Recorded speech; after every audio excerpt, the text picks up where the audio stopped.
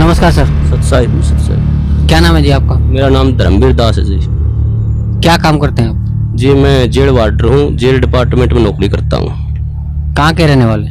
मेरा गांव कंडेला, जिला जींद, हरियाणा का निवासी हूँ जी मैं। संत रामपाल जी महाराज की शरण में कैसे आए? ये बहुत लंबा प्रकरण है, इसको मैं थोड़ा विस्तार से बताऊंगा आपके सामने। मैं जिस टाइम ये करौथा कांड हुआ उस टाइम रोहतक जेल पर वार्डर के पद पर था और बहुत तरह बात सुनी। एक भाई ऐसे हुआ करौथा कांड, ऐसे सुनते थे अखबारों में हर रोज, तो बड़ा दुख हुआ ये बातें सुनकर। भाई ये संत सभी ऐसे ही करते हैं।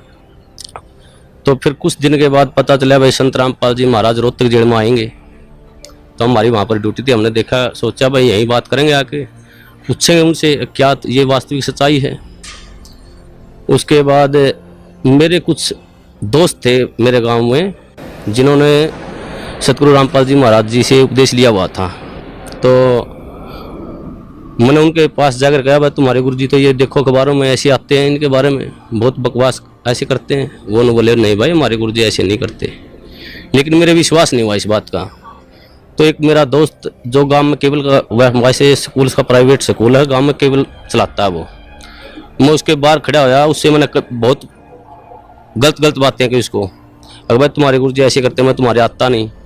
उन्होंने बोला भाई एक बात बता, मेरी माँ पागल, एक्चुअली उसकी माँ पागल थी, अपने कपड़े उतार कर फेंक देती थी। उसका पिताजी इतना शराबी था कि सारा गांव के बच्चे उसके पीछे लगे रहते थे। उन्होंने बोला भाई जब मेरे घर में मेरी माँ पागल से ठीक होगी, मेरा पिताजी शराब पीता था, आज एक नंबर का इंसान हो गया, मैं उस सुख को कैसे भूल जाऊँ? मैं कैसे ये कह दूँ भाई संत रामपाल जी महाराज मेरे गुरु जी के पास मतलब ये ज्ञान नहीं है, उनसे ये फायदा नहीं होता, मैं मेरा जो फायदा हुआ है उसको कैसे अनदेखा कर दूँ? इस बात का मेरा कोई असर नहीं हुआ। मैं उसको कह के उन्होंने बोला अरे चाह तो पीता जाए। मैं बोला नहीं भाई मैं चाह नहीं पीऊँगा, मैं चला गया। तो फिर उसने मेरे पास फ़ोन कराया भाई हमारे गुरुजी आपके पास जेल में आ रहे हैं, आप उनको शिष्टाचार से बातें करना, आप कदे आप आपके भागी हो जाओ।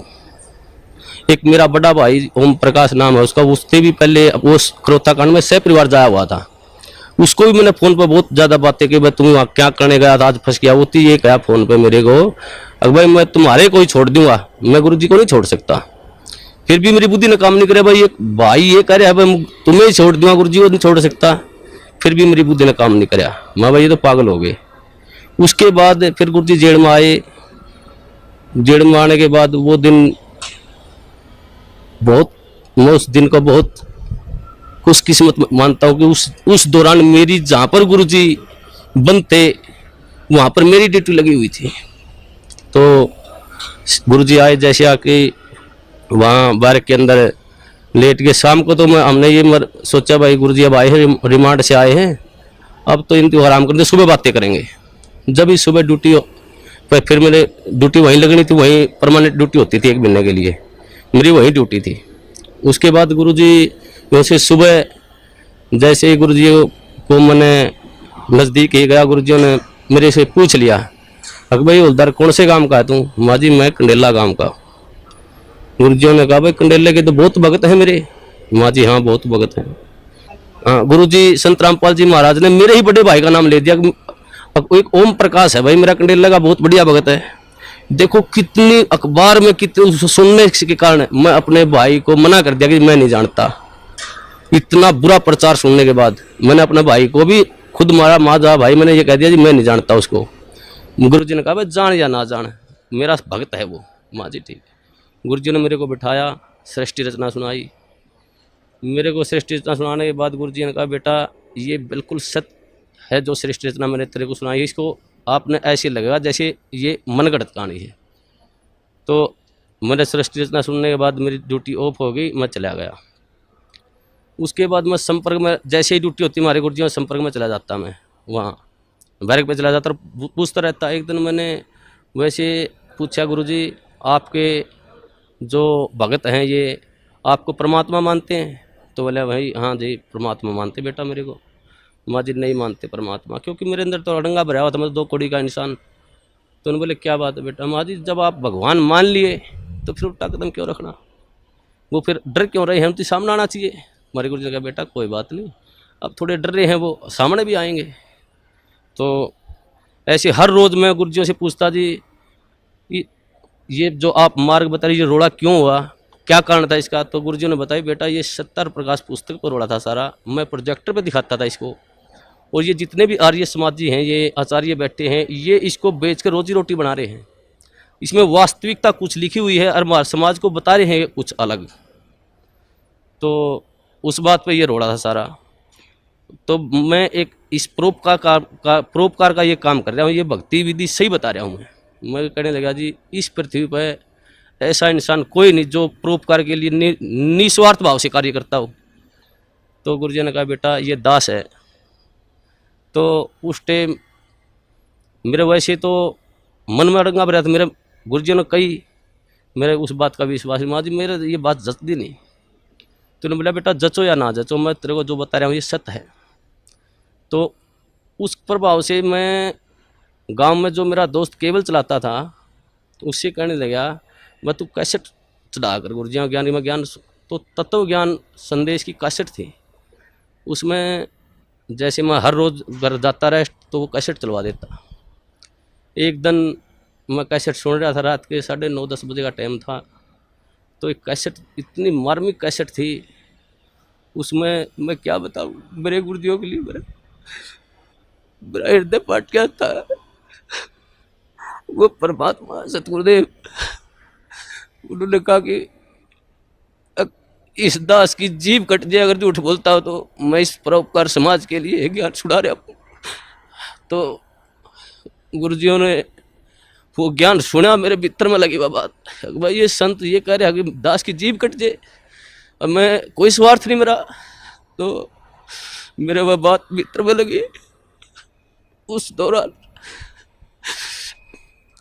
दौरान फिर मैंने वो बात गुरुजियों से कही, माँ गुरुजी ऐसे ऐसे कैसेट सुनी आपकी, बहुत निर्मल ज्ञान है। फिर मेरा जो भीतर अड़ंगा भरा हुआ था वो बार बार फिर वो वापिस हटा देता था उस ज्ञान को। एक दिन रात को 2 बजे मेरी ड्यूटी थी, मैं गुरुजियों के पास गया तो गुरुजियों ने फिर बिठा के मेरे को कहा बेटा ऐसे भक्ति करनी चाहिए परमात्मा की। तो गुरुजियों ने जो सुनाया सारी भक्ति बताने के बाद कहा बेटा आई तेरे कुछ समझ में बात।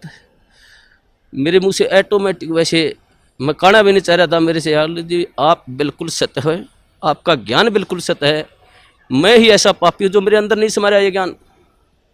तो हमारे गुरुजी ने कहा बेटा अब समाएगा ये ज्ञान तेरे अंदर, अब समाएगा। उस दिन से मेरे अंदर वो ज्ञान बिल्कुल भीतर समाने, जो गुरुजी कहते सारा समाने लग गया। एक दिन जैसे ही गुरुजी ऐसे घूम रहे थे, मैं भी वहाँ पर बैठा, जब लोग मैंने उपदेश नहीं लिया था, मैं वैसे ज्ञान सुनता था मैं। तो एक भक्त ने एक जैसे मुलाजिम आया, वो मेरे साथ का साथ थी, उसने आते ही गुरुजियों से कहा, हंसते हुए कहा अक जी आपको तो मिट्टी में मिला दिया। हमारे गुरुजी ने कहा हाँ बेटा मिट्टी में मिला दिया भाई। लेकिन ऐसा उदाहरण दिया हमारे गुरुजियों ने एकदम से सटीक, भाई जमींदार 40 किलो अन्न मिट्टी में मिलाता है, 70 मन उठा के ले जाता है वहाँ से। वैसे तो इस पृथ्वी पर संत आता वो जेड़ मारना नहीं चाहिए वैसे तो, लेकिन इस संत को, इस दास को याद कराया करेंगे कि उन दुष्ट आचार्यों ने अपनी रोजी रोटी के लिए ऐसे संत को जिसकी आंखों में बिठाकर पूजा करनी चाहिए उसको जेल में डलवा दिया। ऐसा मार्ग जो पृथ्वी पर संत जयपाल जी महाराज जी चला रहे थे, उस मार्ग को लगभग 2.5 वर्ष के लिए बंद करवा दिया। ऐसा मार्ग, हे परमात्मा, ऐसा गुरुजियों से वहाँ देखता, जो गुरुजियों पर आरोप लगाए गए, ऐसे आरोप इंसान पागल होकर मर जाए, ये तो समर्थ परमात्मा है। इन्होंने तो वहाँ पर इतनी भी शकीन नहीं थी इनके, हर बार ऐसा निर्मल ज्ञान, ऐसा प्यारा ज्ञान। फिर उसके बाद हम गुरुजियों से मैं कहता हूँ गुरुजी नाम उपदेश दो दास को। तो मेरे गुरुजियों ने मेरे को मना कर दिया कि बेटा अभी नहीं, आप और थोड़ा समझो ज्ञान को, और थोड़ा ज्ञान को समझो, उसके बाद लेना गया आप उपदेश। मैं घर जाता कैसेट चलवा लेता, मेरे जो दोस्त था उससे, भाई कैसेट चला गुरुजियों की, वो कैसेट मैं सुनता रहता। तो जैसे मेरी भक्तमती थी, मेरी घरवाली थी, वो मैं बाहर जाता तो ऑफ कर देती चैनल को, दूसरा लगा। मैं कहता जी आप इसको बंद मत करो, ये मैं सुनता हूँ, आपने नहीं सुनना तो आप आराम से वो करो। तो मैं हर रोज़ सुनने लगा गुरुजियों का ज्ञान, तो वो मेरे भीतर समाता गया। उसके पश्चात कई बार गुरुजियों से वहाँ पर जेल के अंदर, जैसे मैं गुरुजियों से बताता गुरुजी आपके ये सत्संग सुना मैंने, तो गुरुजी फिर दोबारा बताते मेरे को। तो ऐसे होते होते लगभग 6 महीने चले गए और 1 साल से ऊपर लगभग 1.5 साल गुजर गया। फिर मैंने, मेरी ड्यूटी प्रशासन ने मेरे को क्या कराया कि ये तो संत रामपाल जी को मिलने जाता है, इसकी ड्यूटी बाहर लगा दो जेल से। मेरी ड्यूटी बाहर लगा दी गई। बाहर लगाने के बाद अंदर मेरे को जाने नहीं दें, ज्ञान और नाम उपदेश मेरे को मिला नहीं। एक दिन वैसे गुरुजी, सोमवार का दिन था, 24 अगस्त को 2 बजे गुरुजी मुलाकात पर आए हुए थे। उन्होंने आने के बाद मैं जैसे ही मौका लगा कर डोडी में चला गया और मैंने ऐसे गुरुजियों की तरफ ऐसे आदर भाव से प्रणाम किया। गुरुजी ने इशारा कर दिया मेरी तरफ, बेटा इधर आ जाए। मैं चला गया। जाते ही परमात्मा ने, सतगुरुदेव रामपाल जी महाराज ने मेरे को नाम उपदेश दिया और कहा बेटा बाहर जल और मिश्री ले लेना, भक्तों को कह देना। वो दिन है, मेरे को उस दिन से ऐसे नाम उपदेश मिला। तो हमारे नाम उपदेश लेने के पश्चात जो प्रशासन था, जेल प्रशासन, सभी मुलाजिम, सुप्रिटेंडेंट, सभी हमारे खिलाफ, 2-4 और दोस्त थे मेरे साथ, कई और दोस्त थे जिन्होंने साथ में नाम लिया था। तो प्रशासन खिलाफ हो गया। उन्होंने एक दिन हमारे को बुलाया और कहा भाई आप वर्दी में लेटते हो, यहाँ उस रामपाल के चरणों में पढ़ते हो, आप यहाँ पर सारा प्रशासन ये महसूस करते हैं, बेइज्जती महसूस करते हैं। हमने कहा जी परमात्मा की बातें हैं, हम तो कौन कहने वाले हैं। परमात्मा ने की दास है, सतगुरुदेव रामपाल जी महाराज की दास है। मैंने जेल सुप्रिटेंडेंट को कहा जी आप जिस वक्त ड्यूटी पर आते हो आप परमात्मा को मानते हो? तो वो कहने लगे जी मैं मानता हूँ। उस सुप्रिटेंडेंट को मैंने कहा जी आप जब घर से आ रहे हो तो रास्ता मंदिर पड़ता हो तो आप वहाँ झुको नहीं गए, उसके प्रणाम नहीं करोगे? जी बोले भाई मैं करके आऊँगा प्रणाम। तो मैंने कहा जी हमारी तो परमात्मा सतगुरु रामपाल जी महाराज है, मंदिर भी हमारे, तो ये सब कुछ ही है जी, हम नहीं रुक सकते जी, हम प्रणाम करेंगे ही करेंगे। आप हमारे को सस्पेंड करो, डिसमिस करो, कुछ भी करो। तो उन्होंने बोले भाई ठीक है, तुम नहीं मानते तो करते रहो। तो ऐसे ही सारा प्रशासन का ये सिस्टम चलता रहा जी। उसके पश्चात जिस टाइम ये क्रोथा कांड हुआ, उसके पश्चात जब ये क्रोथा कांड हुआ था, हमारे पास डीसी ऑफिस से और एसपी ऑफिस से 2-4 मुलाजिम आते थे जेल पर, वहाँ पर पुलिस के। तो हम उनसे पूछते थे भाई वहाँ पर क्रोथा कांड ऐसे हुआ, आप वहाँ थे, मौजूद थे वहाँ पर? वो कहते थे भाई हम वहाँ पर मौजूद थे, ये बातें सारी सच्चाई हैं। तो ऐसे वो हमारे को बता करते कि दोस्तों साथ में उठते बैठते खाते पीते थे वहाँ पर। फिर जब हमें ज्ञान हुआ, गुरुजियों ने बताया भाई ये सौदा अलग था, सत्यार प्रकाश का रोड़ा था, सच्चाई ये है। तो फिर हम उसे बहस करने लगे, भाई तुम वहाँ बताओ वहाँ पर ऐसे हुआ था और ये गुरुजी बता रहे हैं ऐसे, सच्चाई है ये। तो एक दिन मैं उनसे ऐसे बहस कर रहा था, भाई तुम झूठ बोलते हो। फिर एक मुलाजिम ने मेरे को बताया, बोला भाई सत्य है, हम उस टाइम झूठ बोलिया कर दे, ये सच्चाई नहीं, सच्चाई जो तुम बता रहा है ये है सत्य। जब मन में आए परमात्मा, ए सतगुरुदेव ऐसे जुल्म ढाए उन दुष्टों ने, फिर भी ये समाज, फिर भी देखो कितने झूठ, एक दोहरा रोटी खाने वाला आदमी झूठ बोल रहा है, हम झूठ बोलिया कर दे एक भ्रमत करने के लिए। तो उस दिन से फिर वहाँ से फिर पक्की जद्दल में जज की भाई ये सारा जो समाज है झूठ है, गुरुजी जो कह रहे हैं वो बिल्कुल सत्य है। उसके पश्चात हम गुरुजियों के साथ रहते थे, जाते थे, प्रणाम करते थे। प्रशासन हमारे खिलाफ हो गया, प्रशासन ने हमारे ट्रांसफ़र करवा दिया अम्बाड़ा, भाई तुम अम्बाड़ा चले जाओ कहने लगे वो। तो उससे हमारा ट्रांसफ़र होने से पहले की बात है, जैसे हम गुरुजियों से मिलते थे, जो प्यार होता है गुरुजी हमारे को, एक जैसे मेरे नाम उपदेश ले रहे थे, मेरे मन में आता था भाई गुरुजियों के पास जाता मैं, मेरे नाम उपदेश लिया, जैसे गया मैं, मेरे मन में आई एक भाई इतना अपने कभी पिता के बाप पाँव नहीं पकड़े, आप इसके पास पाँव कैसे पकड़ोगे? मैं जैसे ही बार के नज़दीक गया मैं वापस चला गया। दूसरी बार फिर मेरे मन में प्रेरणा हुई, अगर भाई संत हैं तू मानता क्यों नहीं, पाँव पकड़ ले जाके। फिर जो गेट पर गया फिर वापस चला गया। तीसरी बार फिर मेरे मन में आई, अगर भाई तू जाता ही क्यों वहाँ पर, अगर जाओ तो पाँव पकड़ ले गुरुजियों के। तो मैं जैसे ही गेट में बढ़िया, गुरुजी खड़े थे वहाँ सामने, इंतजार कर रहे थे, वो तो जाने जाने परमात्मा। उन्होंने जैसे ही मैंने गुरुजियों के चरण का हाथ लगाया, उन्होंने मेरे को छाती का लगा लिया ऐसे। वो अनुभव, जो सुख, जो गुरुजियों ने कहा बेटा अब मैं तो 2 साल और जेल में रह जाऊं, मेरे कोई सुख नहीं। मैं आया तेरे लिए था बेटा यहाँ पर, वो दिन आज भी याद आता है। उस दिन तो मेरे ज्ञान नहीं था मुझे, परमात्मा ने ऐसी दया करी मुझ नीच पर, सारे परिवार पर। मेरे को, मेरी शादी को भी कई वर्ष हो गए थे, कोई औलाद नहीं थी मेरे। तो गुरुजियों ने, मैंने प्रार्थना की, गुरुजी ऐसे ऐसे हमारे संतान ने, गुरुजियों ने कहा बेटा तुम दोनों नाम ले लो जब तुम्हारे संतान होगी, और तुम्हारे भाग्य में संतान नहीं है, परमात्मा खुद अपने कोटे से संतान देंगे तेरे को। तो उस दिन फिर भगतमती, मेरी भगतमती को भी मैंने कहा भाई ये परमात्मा आए हुए हैं, पूर्ण संत हैं, ये ज्ञान सुनो आप। तो वो सीडी सुनने लगी, उनको भी ज्ञान हो गया। फिर उसके पश्चात उसने भी फिर जेल में बने गुरुजियों से प्रार्थना करी, गुरुजी भगतमती भी नाम लेना चाहती है, बोला बेटा बाहर सीडी पे दुआ देना, मेरा आदेश है। उसने भी फिर नाम उपदेश दे दिया गुरुजियों ने, गुरुजियों आदेश से बाहर। तो 1 साल के अंदर फिर हमारे परमात्मा ने अपनी कृपा से एक संतान, एक लड़का भी दिया। उस परमात्मा की क्या सुख गुना, इतने सुख दिए हैं मेरे को, इस परमात्मा की इतनी दया है। और सबसे बड़ा काम मुझे मैं तो 2 कौड़ी का इंसान हूँ, मुझे भक्ति का क्या पता है। गुरुजी ने जो प्यार होता है, जो प्यार, वास्तविक प्यार गुरुजी ने दिया मेरे को, मुझे तो पता ही भी नहीं था प्यार क्या होता है। ये परमात्मा, ये जाने ये वो परमात्मा है, ये सारी सृष्टि के पालन करता है। ये पूर्ण संत कबीर परमेश्वर हैं, ये तो एक लीला करने हैं यहाँ पर।